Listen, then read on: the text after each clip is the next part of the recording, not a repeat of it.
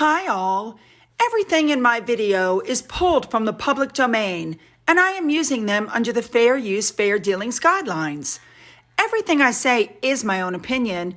You should look into this information for yourselves, but I'm pretty sure I'm right. Morning, everybody. This is going to be a much longer video, and I apologize, but beyond these small stories, we have two big stories. The christening and this woman, Falani, whatever her name is now back on the scene claiming that the 3 apologies she got weren't good enough. I'm not kidding. Let's go. All right, we're starting off with Edward this morning, who looked very nice. He attended a fundraising gala in London, and he may be meeting later on this week Ariana Grande. Apparently, he's set to see the film adaptation of the musical Wicked next week, which stars Ariana. So, yeah. Yes, I agree. For those saying it, Edward still looks quite painfully thin. Hopefully, he'll be feeling better soon. Moving on. Next up, we have the Princess of Wales, Catherine. She was on Salisbury Plain with the 1st Battalion Irish Guards on her first visit to the regiment since becoming their colonel. She was learning how to treat battlefield casualties during a training exercise. I think that's information everybody should have, don't you? Well, you never know. All right, moving on. Next up, just a quick update, the Terrence Higgins Trust. Remember I told you that Harry wrote a letter. He claims he's the patron of the trust. Well, one of my subscribers sent me a list. He is not listed as a patron of the trust. He's not. So I don't know if he wrote that letter on his own, if he asked them if he could write the letter, but he's not a patron. Nope. All right, moving on. All right, a few more stories before we get to our big one for today. Apparently, Harry and Meghan are not happy about what Chris Rock said during his Netflix special, specifically because Harry is trying to rebrand Meghan. Remember, they're doing the whole rebranding. She's to be seen as Diana. She's to be seen as Mother Teresa. Yeah, not. And now that they've lost Frogmore, Harry and Meghan are thinking about buying a private island. That's the story. Personally, it's not going to happen. They don't have the money. They're having financial problems. They've lost. They can't afford it, guys. I don't know where people are coming up with these stories. It's almost laughable, I'm telling you. Their brand in the United States is not doing well. And of course, now they're coming out with the stories about Harry's U.S. residency because the immigration law is very clear. So he either told the U.S. government that he was a drug abuser and they waived it and let him come in, which is against the law, or he lied, at which time they need to pull it. Be interesting to see what happens. Next up, very interesting, Neil Sean reported that Harry and Meghan did receive an invitation by email, and they take that as a slight, and they want a real invitation or they're not going to show up. So they're doing this will they, won't they thing, which made Megyn Kelly call them pathetic, which I already think they are. All right, we're moving on to one of the two big stories for today. It's being reported that Harry and Meghan finally got around, the kid's going to be almost 2, to christening their daughter because it became obvious they weren't going to get the royal christening they wanted with the christening gown in Windsor, with the oil, which is what they wanted, okay? So they finally went ahead and did the christening. There were like 20 or 30 guests there total. I guess they had it done at their house because if it had been done at the church, we would have known it. The announcement was put out that Princess Lilibet was christened. So everybody went, wait a minute, they're not prince and princess. So now the stories came out that Harry and Meghan are hinting that those kids were given the titles. So everybody's like, wait a minute. Of course, they claim that they invited the royals, and the royals all said, no, we can't make it, which is, obviously they're busy with the coronation coming up. But the question is, did they really get those titles? Because let me tell you something. If William was in charge, no, those kids wouldn't have been given titles. And why would you give titles to the children of the people who are milking the royal connection and attacking you? Now, it was reported, as you can see by the date on this article, that Charles said, if you can't be respectful and you can't stop attacking us, I'm not going to give your kids the titles. Now, we all remember how Meghan sat on that couch with Oprah and said, it's not fair. They should be treated like the other grandchildren. And they weren't called prince and princess, and they're trying to take it away from them. Because we knew from the very beginning, that's what she wanted. She wanted the prince and princess titles for her children. So remember, it's a horrible institution. It's a fishbowl. Harry was trapped. We needed to get out. It's a racist institution. And now he has saddled his children with titles to that same institution. Now you know what a liar he is. I mean, it's becoming a running joke because remember, the monarchy is racist. They're mean. They're hateful. They're Empire 2.0. And then they put out a statement, our daughter, Princess Lilibet, was christened, signed, the Duke and Duchess. So in the end, here's what I think happened. Harry and Meghan got Frogmore taken away. They haven't spoken with Charles in a long time. They knew they went too far. They knew that their titles are on the chopping block. So they put out this statement that they told the king about the new royal titles before the christening because according to the letters patent, they have the right to use those titles. And if you look here, it says the king was notified of their intention to use them. So the king actually didn't give them to them. They said, we're using it, like it or not. What are you going to do about it? They basically threw the gauntlet down and said, hey, Charles, how are you going to stop us? And if you stop us, then you look like a racist POS. I also want to add, I think that Harry and Meghan think that using those titles will help them win their case for IPP status. Now we're going to look at our big story for today. You guys remember Ngozi Fulani? Her name is Melanie, I believe it was, or whatever, or Melinda, something like that. Ngozi Fulani is a name that she made up. Anyway, you guys remember that whole race row with Lady Susan Hussey. So now, remember, she caused all that problems by revealing she'd been repeatedly asked. And in December, they invited her to meet with Miss Hussey. And now she's back on TV. She has stepped down as the CEO, and she's claiming that she never got an apology.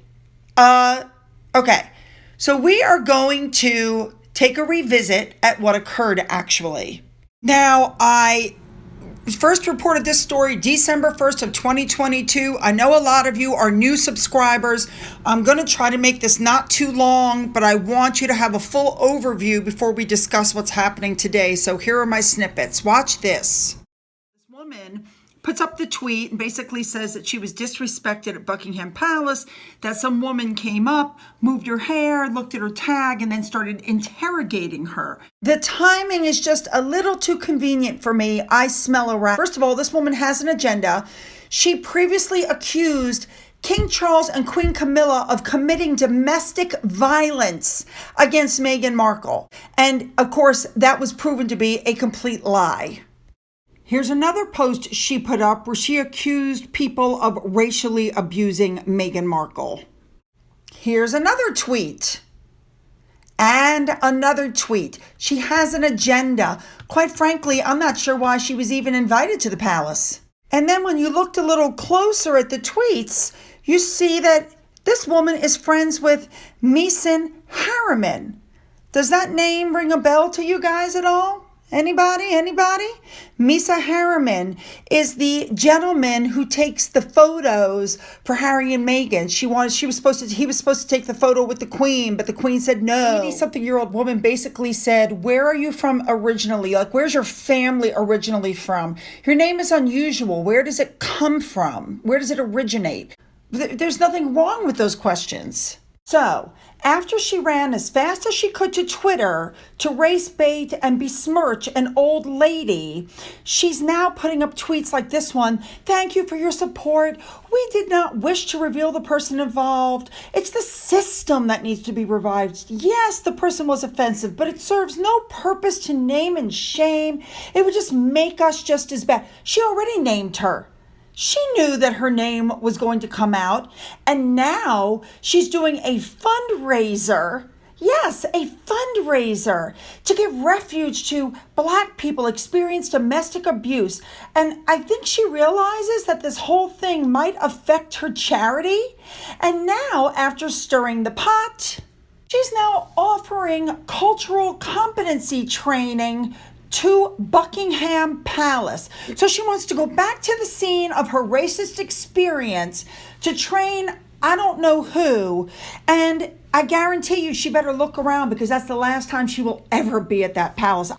But maybe she should go back so the palace can question her about her tweets, especially the one where she accused the king and queen of domestic violence against Meghan Markle. Yes, I think she should return. Now, the next update I did was on the next day, December 2nd. Watch this. Lisa's page has her listed as being for women of African and Caribbean heritage. It doesn't simply say Black women. And she was wearing traditional clothing. And she willingly shared with The Guardian in an interview in 2020 that her parents came from Barbados. That's all she had to say. On Twitter, I love people on Twitter. They started digging a little deeper, and it was found out that this particular woman was also friends with Mason Harriman, which we know is the one who took the pregnancy photo on the iPad for Meghan Markle. And he's the one who supposedly took that picture of Lilibet at Frogmore. And he's such a good friend of Meghan Markle's. That's just a little too coincidental for me. You know what I'm saying? Well, then it gets worse. Then this tweet came forward that shows that she spoke to Misa Harriman directly. She has a direct link to him as well. Now, Mandu Reid is supposedly the one who witnessed the entire conversation, and wouldn't you know it, she's friends with Shouty Shola. Here is Shouty on the left and Mandu on the right in the glasses. Now, almost immediately since the revelations, both of them have been asking for donations for money, and Omid Scobie is helping Sister Space. So she's in contact with Omid. What does that tell you? Meghan Markle's mouthpiece. And Mandu also is asking for financials for, donations for help for her little space. I'm sorry, that's just a little bit too coincidental. Now, she then put out this tweet when somebody asked her why she didn't report it, and she goes, there was nobody to report it to. I couldn't have reported it to the Queen. Plus, it was such a shock to me and the other two women. We were stunned into temporary silence. I just stood at the edge of the room, smiled, and engaged briefly with those who spoke to me until I could leave. Watch this.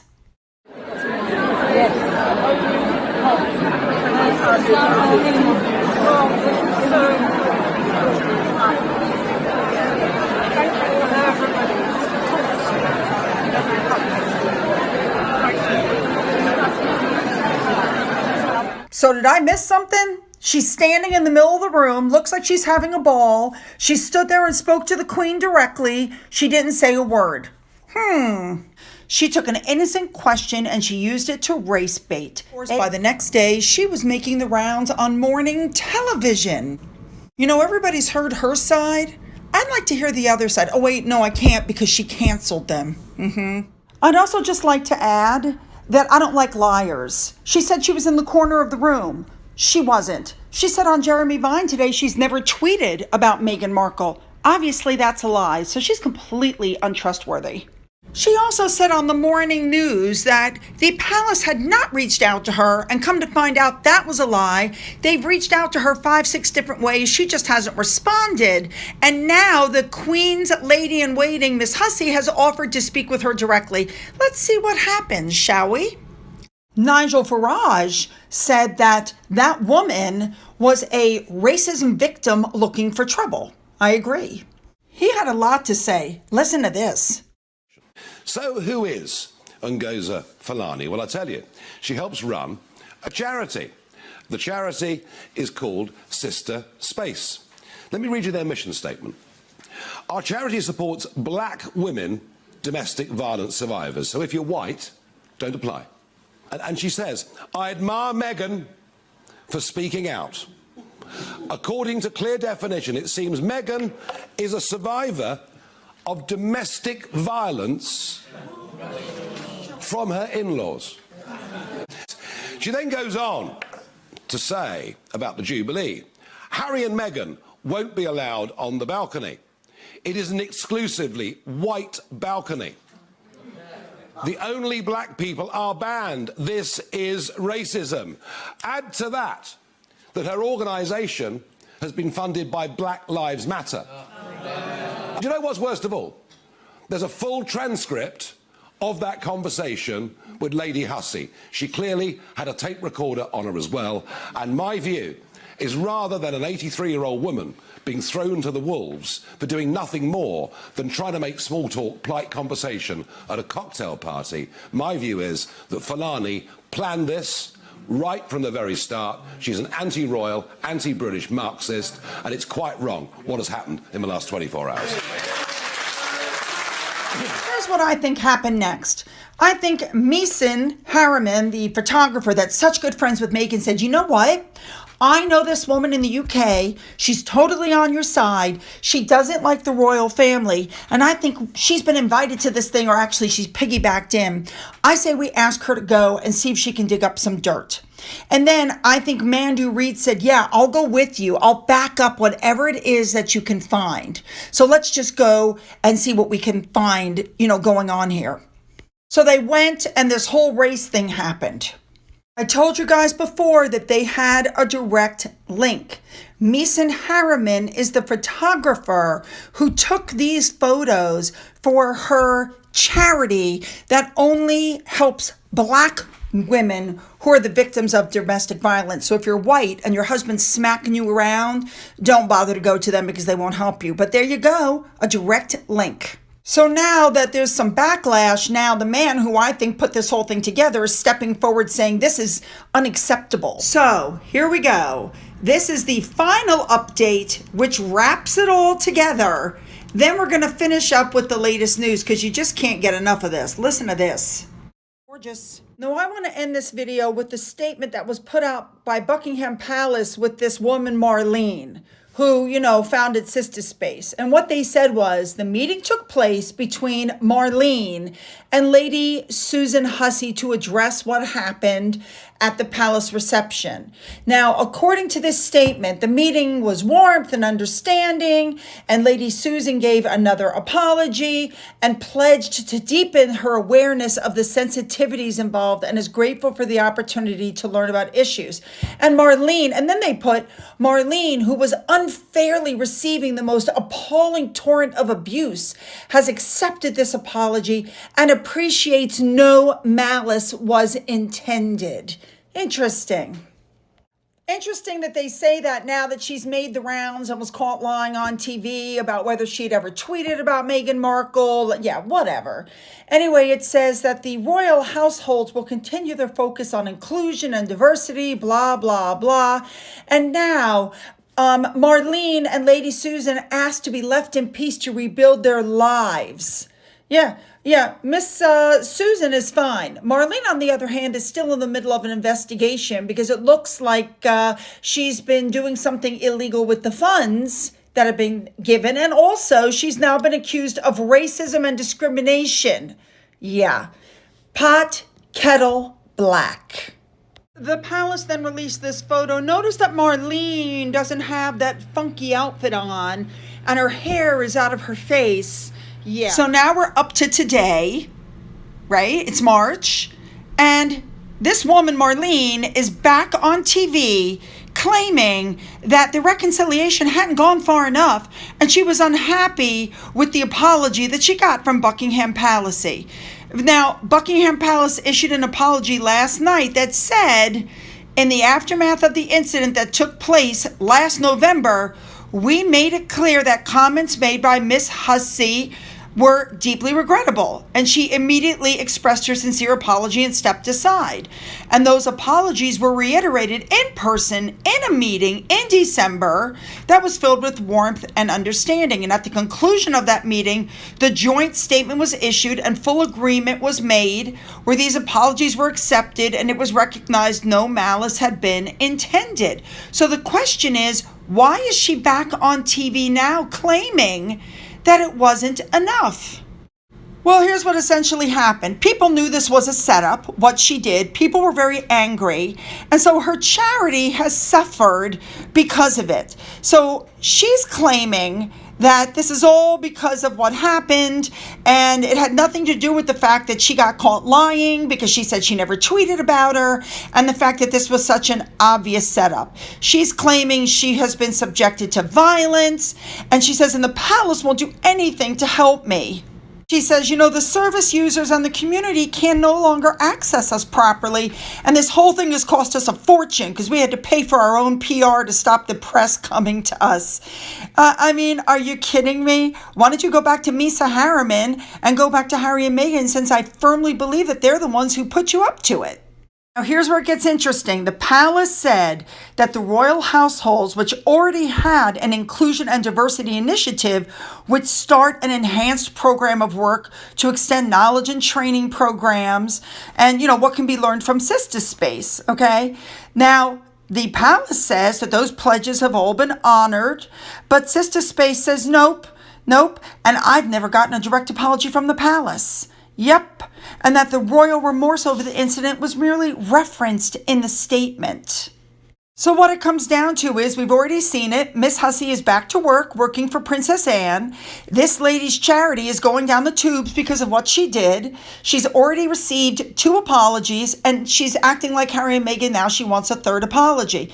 It's not going well. Oh, what a tangled web we weave when first we practice to deceive. That's what happens. All right, you guys. Now I'm ending with a reminder that Royal Daily Tea is going to be online 1 p.m. Central, 2 p.m. Eastern Standard Time with my idol, Kinsey Schofield. I am so jealous. I will be tuning in, and I hope you guys tune in too. This is going to be good.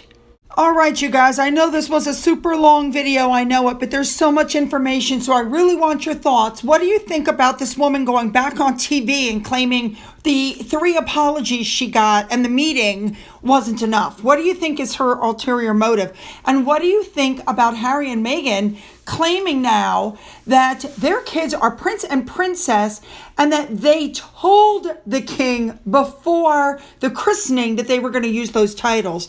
I really want your thoughts and your comments, so make sure to leave them below. Don't forget to hit the subscribe button. Don't forget to double check if you've already hit it.